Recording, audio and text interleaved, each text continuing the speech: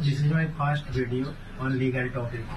So আপনাদের পরিবারের কোনো যদি ক্রাইম হয়ে থাকে তাহলে পরিবারে হয়ে থাকে ইন দ্য সেন্স আপনার পরিবারে কোনো মেম্বার বা আপনার ভাই, আপনার বাবা, আপনার দাদা কেউ করে থাকে কোনো ক্রাইম, আপনাদের পরিবারে কোনো মহিলা আছে, তো ক্রাইমটা করার পরে যদি এফআইআর হয়ে যায় তো পুলিশ ইনভেস্টিগেশনের জন্য আপনার বাড়িতে আসবে।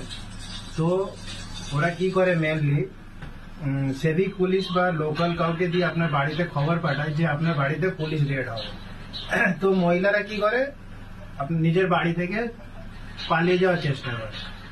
সেখানে কি হয়, পুলিশ এটা ইউজ করে ওই যে মহিলা পালানোর চেষ্টা করছে ওকে অ্যারেস্ট করতে হবে। যদি বাড়িতে থাকে তো পুলিশের কোনো অধিকার নেই ওই মহিলাটাকে অ্যারেস্ট করা বা কোনো লিগ্যাল অ্যাকশন নেওয়া।